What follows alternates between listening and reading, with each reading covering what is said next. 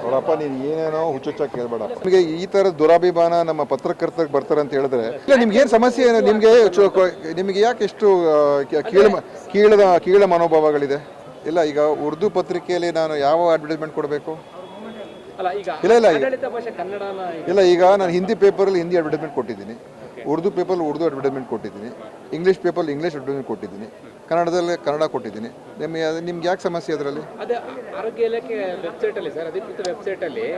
ಇಲ್ಲ, ನಿಮ್ಗೆ ಏನು ಸಮಸ್ಯೆ ಏನು? ನಿಮಗೆ ಯಾಕೆ ಎಷ್ಟು ಕೀಳ ಮನೋಭಾವಗಳಿದೆ ನಿಮಗೆ? ವ್ಯಾಮೋಹ ಇದೆ ಅಂತ ಅಂದ್ರೆ ಏನು? ಉರ್ದು ಭಾಷೆಯಲ್ಲಿ ಪೇಪರ್ ಅಡ್ವರ್ಟೈಸ್ಮೆಂಟ್ ಕೊಟ್ರೆ ನಿಮ್ಗೆ ಯಾಕೆ ಅದು ಆಕ್ಷೇಪಣೆ? ಯಾಕೆ ಅಡ್ವರ್ಟೈಸ್ಮೆಂಟೇ ಕೊಟ್ಟಿರೋದು ನಾವು.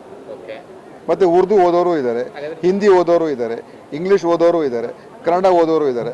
ನಿಮಗೆ ಈ ಥರ ದುರಾಭಿಮಾನ ನಮ್ಮ ಪತ್ರಕರ್ತರಿಗೆ ಬರ್ತಾರೆ ಅಂತ ಹೇಳಿದ್ರೆ ನನಗೆ ಅರ್ಥ ಆಗೋದಿಲ್ಲಪ್ಪ. ನೀವು ಯಾವ ಮಟ್ಟಿಗೆ ಇಳಿತಾ ಇದ್ದೀರಾ, ನೀವು ಸಮಾಜ ಎಲ್ಲಿಗೆ ತೊಗೊಂಡು ಹೋಗ್ತಾ ಇದ್ದೀರಾ, ಈ ದ್ವೇಷವನ್ನು ಎಷ್ಟಕ್ಕೆ ಬೆಳೆಸ್ತಾ ಇದ್ದೀರಾ, ಸ್ವಲ್ಪ ಅದು ನಿಮಗೆ ಪ್ರಶ್ನೆ ಕೇಳೋದಕ್ಕೆ ಮುಂಚೆ ಸ್ವಲ್ಪ ಆಲೋಚನೆ ಮಾಡೋದು ನಿಮ್ಗೆ ಗೊತ್ತಾಗ್ತದೆ.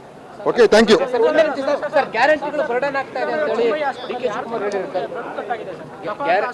ಅವರಪ್ಪ ನೀನು ಏನೇನೋ ಹುಚ್ಚುಚ್ಚಾಗಿ ಕೇಳಬೇಡ. ಗ್ಯಾರಂಟಿಗಳು ಬರ್ಡನ್ ಆಗ್ತಿದೆ ಅಂತ ಡಿ.ಕೆ. ಶಿವಕುಮಾರ್ ಅವರು ಹೇಳಿದ್ರು.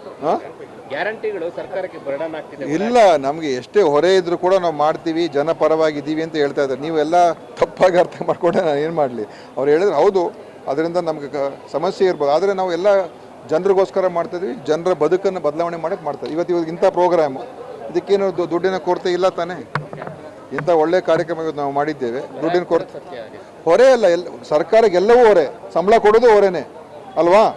ಸರ್ಕಾರ ಜವಾಬ್ದಾರಿ ಏನು? ಜನಸಾಮಾನ್ಯರ ಬದುಕನ್ನು ಬದಲಾಯಿಸುವಂಥದ್ದು, ರಾಜ್ಯವನ್ನು ಅಭಿವೃದ್ಧಿ ಪಥದಲ್ಲಿ ತೊಗೊಂಡು ಹೋಗುವಂಥದ್ದು. ಅದಕ್ಕೆ ನೀವು ಹೊರೆ ಅಂತ ನೀವೇನು ಹೇಳ್ತೀರಾ, ಅದು ಹೊರೆ ಅಂತ ಅವ್ರು ಹೇಳಲಿಲ್ಲ. ಸರ್ಕಾರಕ್ಕೆ ಅದರಿಂದ ಒಂದು